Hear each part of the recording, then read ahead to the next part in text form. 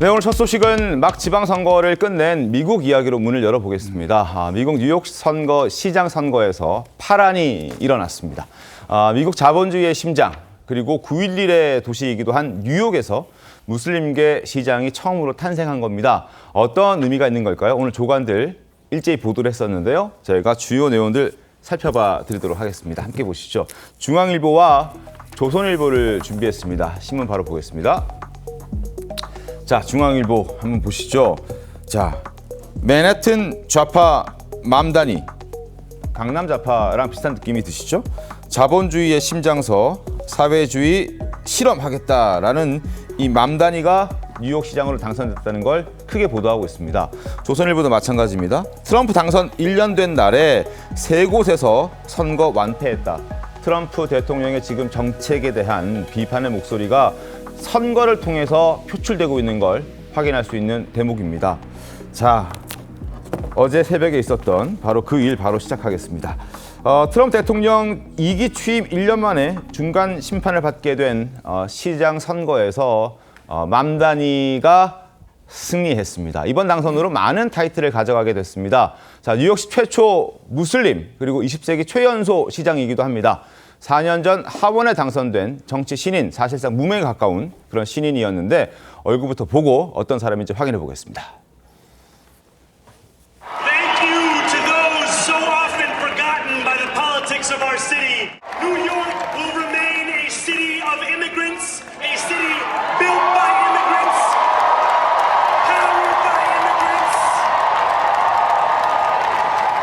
And as of tonight, led by an immigrant. So hear me, President Trump, when I say this. To get to any of us, you will have to get through all of us.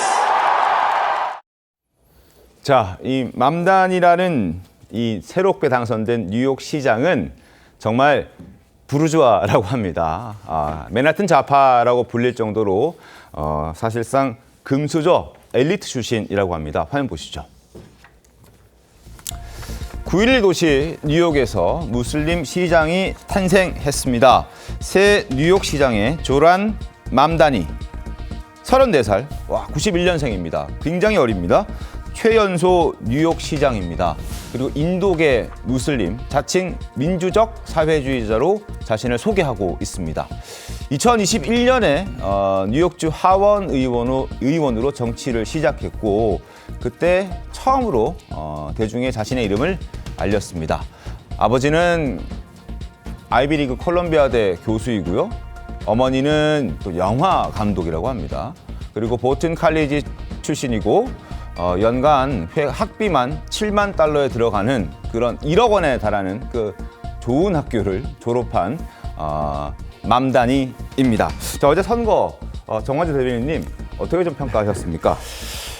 근데 워낙 그 선거 전서부터 관심이 많았죠. 네. 그리고 뭐 미국에서도 여러 여론조사들이 진행됐을 겁니다. 네. 그래서 완전히 그 새로운 소식은 아니었던 것 같아요. 그러니까 맘다니라는 사람이 뉴욕에서 시장에 당선될 가능성이 높다고 봤고, 네. 그래서 트럼프 미국 대통령도 이 맘다니가 당선되면 뉴욕에 제대로 지원 안 하겠다라고 네, 해서 맞습니다. 적극적으로 맘다니의 그 당선을 막기 위해서 노력했는데.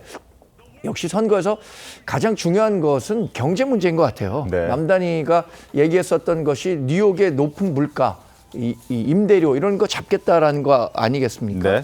1992년에도 조지 부시 아버지 대통령이 이라크 그 전쟁을 승리로 이끌면서 굉장히 인기가 높았음에도 불구하고 문제는 경제야. 이 선거 문구 하나에 클린턴에게 졌거든요.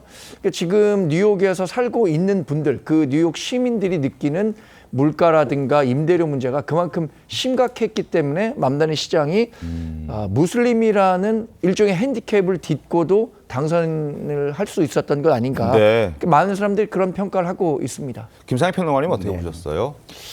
기본적으로 국제 규범이 전혀 통하지 않는 트럼프에 대한 피로감? 네, 이런 것들이 저는 많이 누적이 됐다. 네. 관세로 시작해서 정부의 셧다운까지 지금 미국 사람들이 볼 때 많은 일을 과감하게 해서 성과를 보여줄 수 있는 추진력 네. 그것을 보고 트럼프를 뽑았는데 그 추진력이 요새는 자신의 어떤 개인의 이익이나 자신의 생각을 굉장히 독선적으로 펴는데 많이 활용하고 국제 규범이나 시장의 규칙들은 너무 많이 무시하는 모습을 보여서 이런 시장을 이길 수 없는 현상들이 그리고 국제 규범, 그 오랜 역사 동안 쌓여온 국제 규범을 어길 수 없는 그런 것들이 역풍으로 작용한 것 아닌가 이런 생각이 들었습니다. 네. 맘다니 새 뉴욕 시장 스스로 민주적 사회주의자라고 불러달라고 합니다. 자, 주요 공약은 무상 시리즈입니다. 자, 맨하튼 좌파, 강남 좌파 같은 느낌이 좀 들죠. 맘다니의 공약은 임대료 동결, 그 뉴욕의 비싼 임대료 동결시키겠다. 그리고 시 운영 신용품점 도입, 저렴하게 팔겠다라는 거죠. 시내버스 무료, 무상 보육 보장하겠다.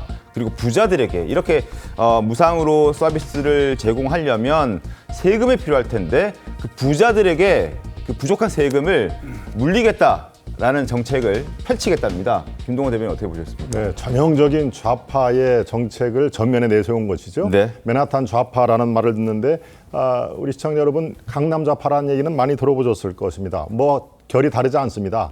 이른바 서민들 그리고 없는 자들에 대한 복지 이제는 돈 더 크게 안 들여도 된다. 우리가 해결해 주겠다라고 하는 이른바 좌파 정책으로 성공을 한 것이죠.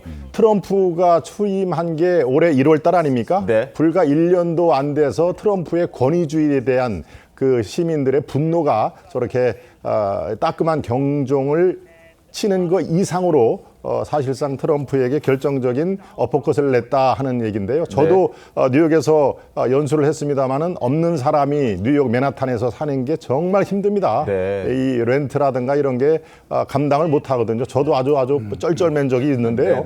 바로 그런 그 표심을 정확히 찝은 것이죠. 이제 스스로 사회주의자라고 선언을 하면서 중산층 및 서민들 그 아래의 표심을 완전히 트럼프의 등을 돌리게 했다는 점에서 글쎄요, 전략의 승리이자 세대 교체를 염두에 둔 하나의 그 모멘텀이 지금 일어났다. 한국에도 주는 교훈이 적지 않다. 저는 그렇게 보고 있습니다. 일각에서 우려도 있습니다. 조신 위원님. 그러니까 저렇게 부자 증세를 강력하게 하겠다고 하면 뉴욕에 거주하는 부자들이 다른 주로 가지 않겠느냐. 그러니까 결국 인구 유출이 발생하지 않겠느냐. 이런 우려의 목소리도 있더군요. 예, 이번 맘다디 후보의 당선이라는 게 저는 두 가지 의미가 있다고 봅니다. 첫 번째는 이번에 트럼프 대통령 취임 1년 만에 있었던 중간 선거거든요. 거기에 대한 이번 지역에 했던 사람들의 그 평가가 나타난 거고, 두 번째는 그 미국 민주당 그 노선에 대한 일종의 메시지가 나왔다고 생각합니다. 지금까지 지난 그 미국 대선에서 미국 민주당이 트럼프한테 패배한 이유 중에 여러 가지가 있지만 많은 사람들이 지적하는 게 미국 민주당이 소위 PC, 정치적 올바름이나 젠더나 그런 사회 문화적인 이런 이슈를 가지고 민주당의 어떤 진보성들을 대표했었는데, 반면에 경제적인 측면에 있어서는 많은 유권자들이 민주당이 캘리포니아 IT 기업이나 월가 금융 그 자본의 그 편에 서는 거 아닌가 하는 그런 의심들이 많았었거든요. 근데 이번에 미국 민주당 선거에 처음으로 경제적인 문제들, 그러니까 이번에 맘다디 그 후보의 그 캐치프레이즈가 어포더블 뉴욕입니다. 그러니까 경제적으로 감당할 만한 뉴욕을 만들겠다. 그래서 그 경제적인 문제를 아까 공약 말씀하셨듯이만 뭐 임대료 동결이라든지 무료 버스라든지 무료 보육이라든지 이런 경제적인 문제를 전면에 내세워서 이번에 승리한 거거든요. 지금까지 그 미국 민주당이 갖고 있던 그런 어떤 뭐 좋게 표현하면 중도성인데 그 현실에 비해서는 그 서민들이나 중산층들의 있던 그런 욕구들을 대변하지 못한 부분이 분명히 있었습니다. 이 부분에서 맘다디가 분명한 메시지를 전달하고 이번에 선거에 이겼기 때문에 향후 제 생각에는 민주당 내 노선의 문제라든지 정체성의 문제 그런 논의들이 본캐가 되지 않을까 그렇게 생각하고 있습니다. 알겠습니다. 200만 명이 넘는 뉴욕 시민이 투표하면서 56년 만에 최고 투표율도 기록했다는 소식도 말씀드리겠습니다. 그리고 이 맘다니가 이렇게 당선이 될 수 있었던 것은 MZ세대를 파고드는 현장 밀착 전략이 주요했다라는 평가들이 나오고 있습니다. 그리고 실제로 이 맘다니 뉴욕시장은 수년 전에 힙합 래퍼로도 활동했던 아주 특이한 이력도 있습니다. 랩 실력은 어떤지 영상 보겠습니다. Bring the flavor to the fish, bring the flavor to the rice. Who's the number one spice? Who's the number one spice? Bring the flavor to the fish, bring the flavor to the rice. Who's the number one spice? Oh, y'all got that nice? Focus on what you can market with good price. Number one spice.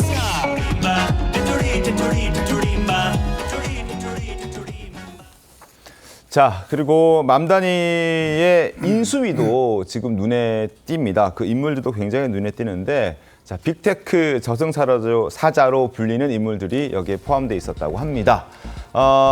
맘다니 뉴욕시장의 인수위 간부 전부 여성으로 꾸릴 것이다. 전부 여성으로 꾸린다는 아주 특별한 메시지를 내놨습니다. 공동의장의 리나 칸, 이 빅테크 저승사자로 불리는 인물입니다. 전 연방거래위원회 위원장을 역임했던 저승사자, 빅테크 저승사자입니다. 그리고 엘레나 레오폴드 등등등 간부를 전원 여성으로 하겠다는 겁니다. 정재 대변인님, 좀 어떤 의미일까요? 글쎄 뭐 여성으로만 채운다는 게 어떤 의미인지 모르겠어요. 오히려 남성들이 역차별받는다는 평가가 나올 수 있을 정도일 것 같은데, 맘다니가 아무래도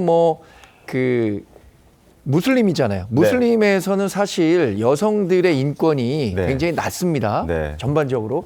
그러니까 그런 부분들에 대해서 불식시키기 위해서 의도적으로 여성들을 중용하겠다라는 생각을 가진 것 같기도 하고요.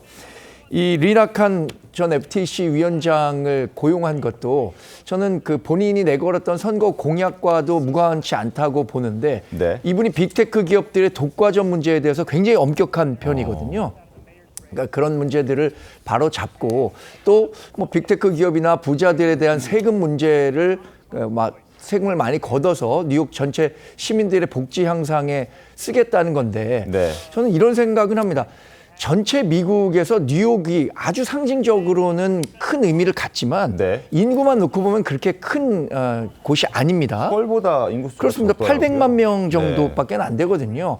이런 맘다니의 민주 사회주의 실험이 뉴욕시에서는 일정 부분 가능할지도 모르겠습니다만, 네. 이게 미국 전체라든가 갖고 있는 이상과 현실에 좀 괴리를 좁히는 것에서는 상당히 어렵지 않을까. 또 여성들을 많이 고용했다는 것 자체에 대해서도 여성 유권자들을 열광할 수 있겠습니다만, 남성분들은 어떤 느낌 갖겠습니까? 네. 그런 것들도 함께 고려해서 살펴봐야 할 문제라고 생각합니다. 알겠습니다.